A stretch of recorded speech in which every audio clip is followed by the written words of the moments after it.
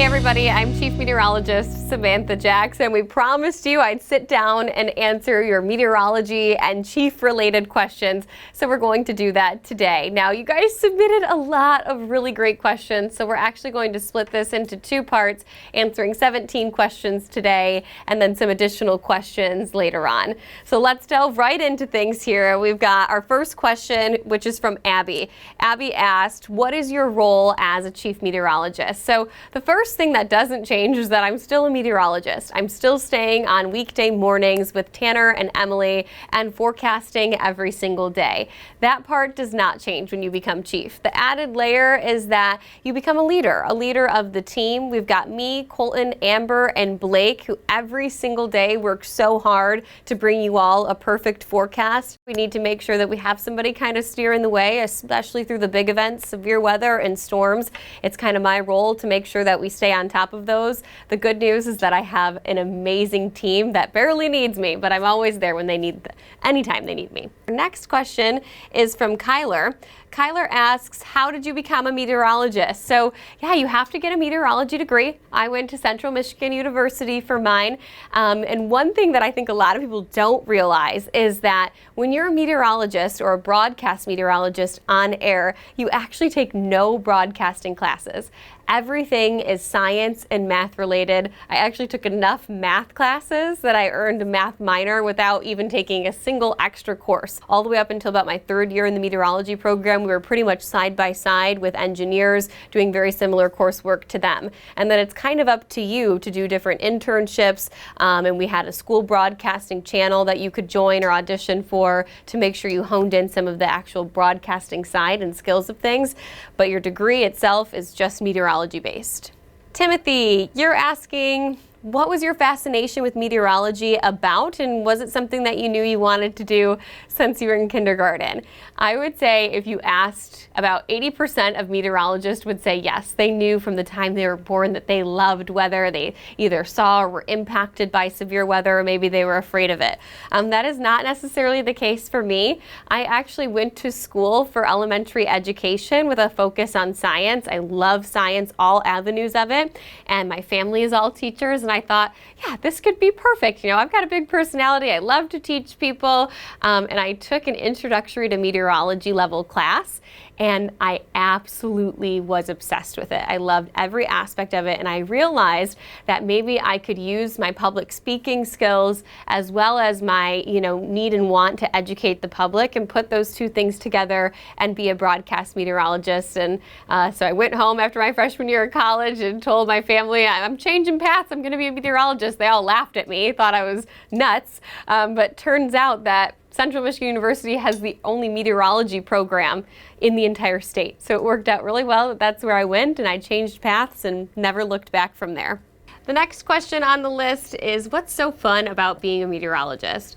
I would say that the best part about being a Met is that no day is the same. You have like this science aspect that you're using all of this knowledge that you have, right, to predict the future. And really, there are very little circumstances where the atmosphere sets up exactly the same as any day before. So it's really, really fun to come in every single day with a new challenge and to constantly be learning.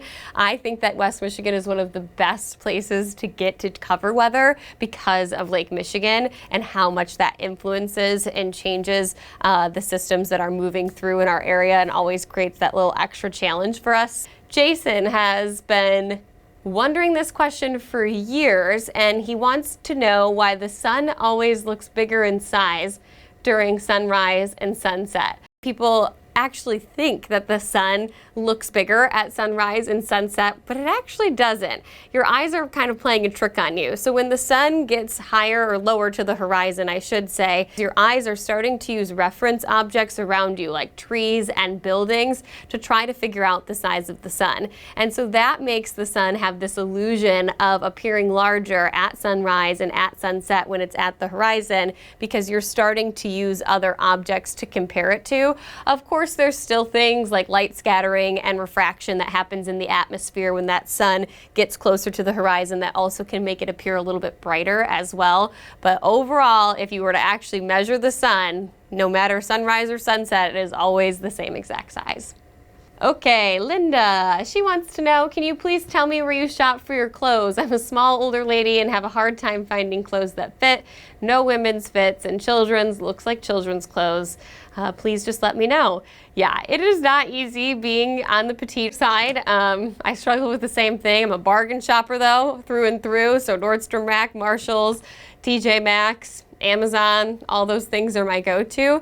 But I will say that not everything fits as well as it might look on air. We use clips, we use different things to make sure that, you know, you can't tell that maybe something's too big or I'm short. So I'll have my pants pinned up or super high heels on, and it looks better on camera sometimes than it does in person.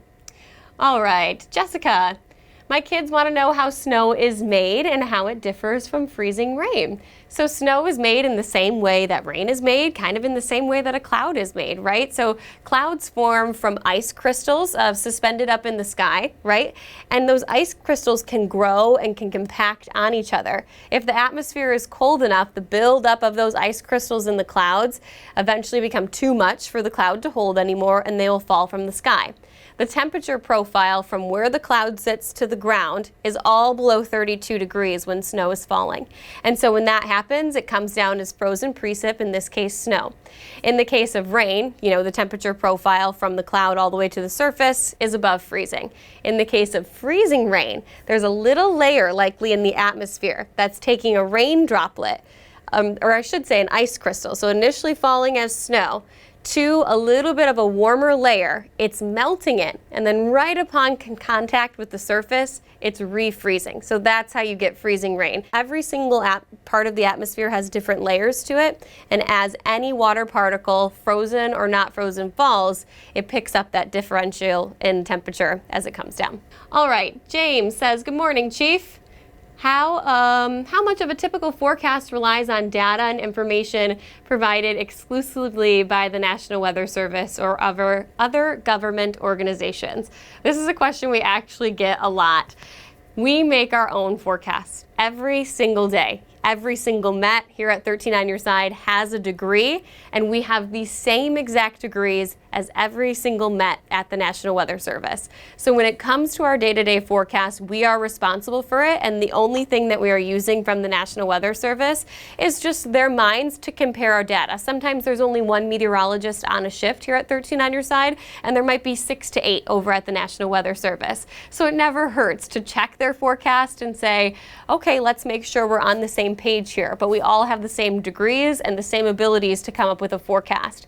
The National Weather Service does have control, though, over issuing any watches, warnings, or advisories. So we're often either waiting for them or rely on them in order to issue those things for then us to be able to communicate them. So we work as a partnership in that case, where they issue the watches and warnings, and then we're the meteorologists that really start to push and communicate that information. Okay, this is funny.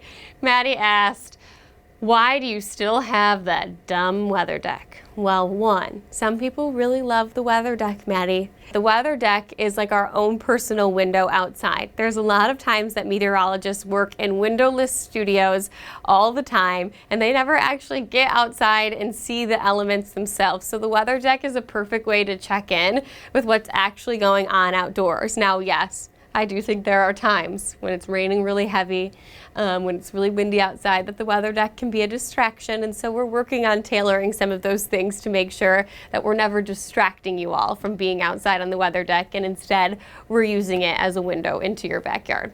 The 2013 winter was brutal. Do you expect there will be another winter like that again soon? And that was from Nathan.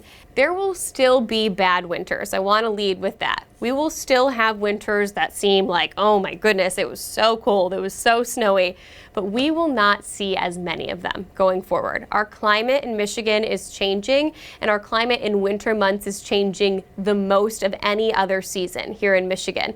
We are seeing on average more days above freezing than below freezing, so no matter what sort of global pattern we're under, whether it's an El Nino or a La Niña, or we're seeing the polar vortex vortex start to dip down a little bit further throughout the season, that climatological change, the change in Lake Michigan's water temperatures, is going to consistently impact our winter forecast and consistently make us milder season to season. But yes, there's still the chance that we have another brutal season like back in 2013.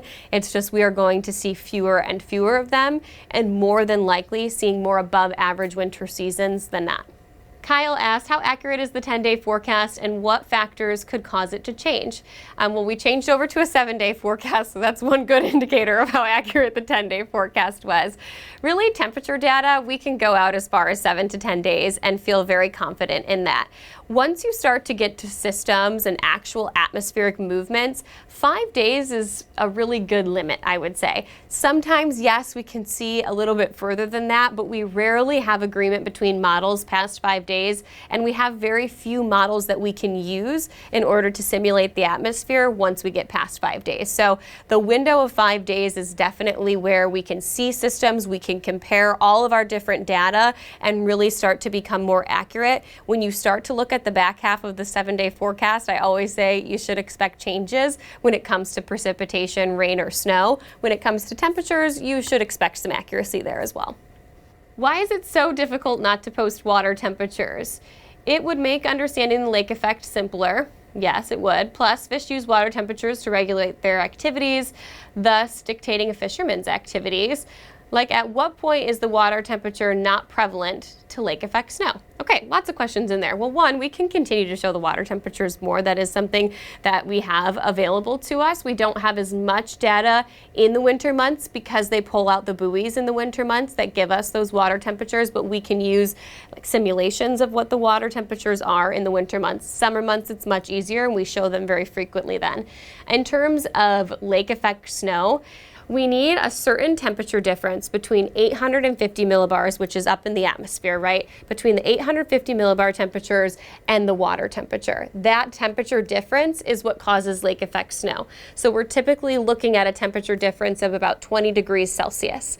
So anytime our lake starts to freeze over, anytime our water temperatures start to fall closer to freezing, or at least in the 30s, our lake effect snow starts to taper off. A season like this, where our water temperatures in December are still sitting in the mid-40s, is going to lead to an extended lake effect snow season. The more contrast that we have in our air temperature to our water temperature, the more lake effect snow we're going to see, and the longer the duration of that snow is going to be as well.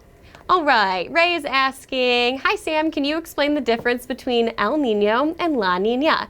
So those are both global oscillations that happen, and we can be underneath strong El Niños, strong La Niñas, neutral El Niños, neutral La Niñas. The difference between El Niño and La Niña are a change in the Pacific water temperature. So the Pacific water temperature is warm, we're underneath an El Niño.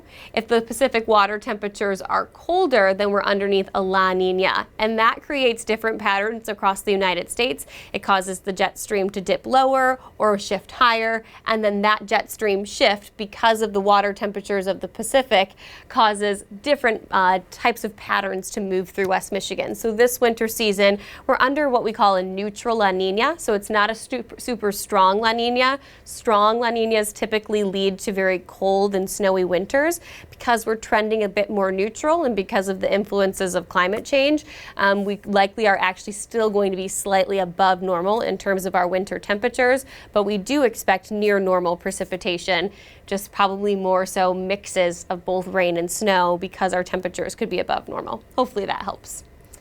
Diane, she's wanting to know why we are seeing northern lights more frequent this year. Seems like back in the day, we'd be lucky to see them even once. I was fortunate enough to see 3 different dates this past summer. Yes, I've seen them a couple times this past summer too. So in 2025, we're expected to reach a solar maximum. When we reach a solar maximum, the sun kind of goes through phases, right? And a solar maximum just means that there is more solar flares coming off of the sun. Those solar flares coming off the sun are what lead to auroras, what lead to the northern lights or aurora borealis, right? So when we're in a more active pattern or near that solar maximum that's coming in 2025, we are expecting to see more and more northern lights, and then it should start to trend down from there after 2025. But we still have some time left to be able to enjoy more of those northern lights come next summer. Cindy, When the winter weather is really bad, does Channel 13 send a car to pick you up from work? Or how do you guys make it in? Well, the good news is that we are meteorologists, so we know when the best time to drive to work is versus when there's not. But no, they do not send a car. I wish. We could always make the recommendation to them. I would say we try to plan around driving through the worst of conditions, but we get in. One way or another, we will never not have a meteorologist in the building to cover a big severe weather event, whether it means, that we are tagging hands on the way out. If Blake Hansen has to wait for me to get in to make sure that we have a Met here, he will do that, and me the same to him. Ice storms and things like that. We have spent the night in the station. We have had all 4 of us here at once to make sure that at no point we didn't have coverage. So depending on how big the system is, how dangerous it could be to drive in, we make arrangements to make sure that we're here to keep you all safe. Okay, William, since you now have so many high-tech tools and computers, is math really all that important anymore?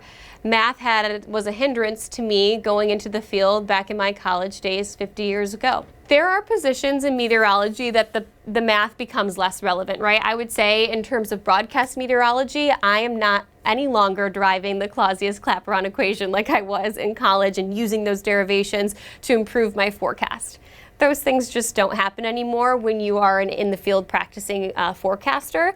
But if we want models to continue to do better, if we want them to continue to improve, if we want them to be able to see past 5 days and really be accurate, we need the meteorologists and the math that comes along with those meteorologists to be able to create the algorithms, to be able to create the coding to continue to improve that.